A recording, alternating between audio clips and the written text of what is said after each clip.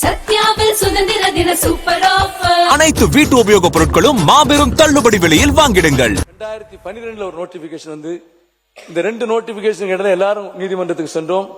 நீதிமன்றத்தில் 2013 தீர்ப்பு வழங்கப்பட்டது. அதுல 3 ஜட்ஜி தீர்ப்பு கொடுத்தாங்க.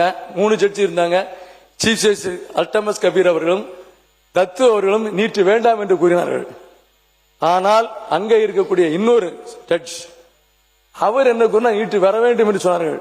இந்த நிலையில் மாண்புமிகு புரட்சித் தலைவி அம்மா அவர்கள் மத்திய அரசிடம், அப்பொழுது யார் ஆண்டால் என்று உங்களுக்கு நன்றாக தெரியும், மத்திய அரசிடம் கடிதம் கொடுத்தார்கள். அமைச்சரிடமே நேரடியாக சென்று கடிதம் கொடுத்தோம். ரிவ்யூ பெட்டிஷன் அப்ளை பண்ணினார்கள். ரிவ்யூ பெட்டிஷன் என்பது என்னவென்றால் ஒரு ஜட்ஜிலிருந்து இன்னொரு ஜட்ஜி சர்க்குலேஷன் போகணும். ஆனால் இங்க அனில் தேவி என்ற ஒரு ஜட்ஜி இருந்தார். அல்டமஸ் கபீர் ரிட்டையர்ட் ஆன உடனே அதை கையில் எடுத்து விட்டார். கையில எடுத்து வைத்து 2011 போடப்பட்ட நோட்டிபிகேஷனுக்கு 2013 தீர்ப்பு அளிக்கப்படுகிறது.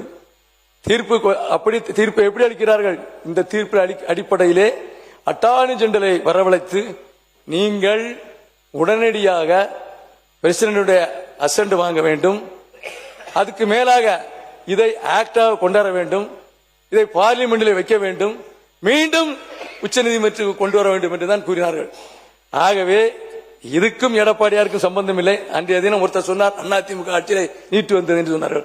2011 யார் ஆட்சி இருந்தார் உங்களுக்கு நல்லது தெரியும். மத்தியிலே யார் ஆட்சி இருந்தார்கள்? அந்த நீட்டை தடுக்க முடியவில்லையா? அந்த நோட்டிபிகேஷனை தடுத்தால் இந்த பிரச்சனை வராது. இந்த நோட்டிபிகேஷன் இல்ல ட்ரெஷரி பெஞ்சில மினிஸ்டர் தான் பதில் சொல்லணும். நீங்க ஃபுல்லா பேசுங்க. நான் மினிஸ்டர் தான் பேசிட்டு இருக்கேன். உங்களை மட்டும் தான் அனுமதிக்கிறேன், பேசுங்க.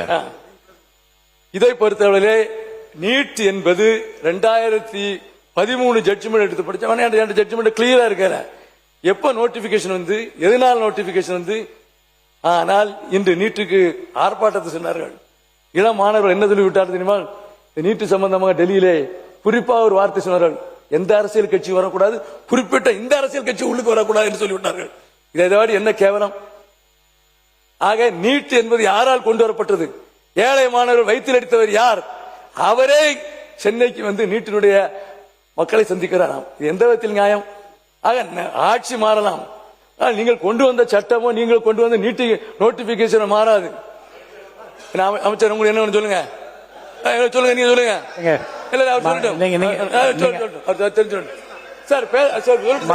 அமைச்சர் அமைச்சர் பேசுங்க. அவர் விளக்கம் கொடுக்கட்டும்.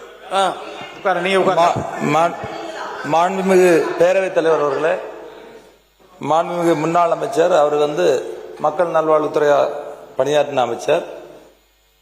காங்கிரஸ் கட்சியை பொறுத்தவரையில் எங்களுடைய பாராளுமன்றத்துடைய எதிர்க்கட்சி தலைவர் ராகுல் காந்தி அவர்கள் அது அன்னைக்கு அந்த தேர்தல் அறிக்கை 2014ஆம் ஆண்டு இருக்கட்டும், அந்த தேர்தல் அறிக்கையில் மிக தெளிவாக சொல்லியிருக்கார்.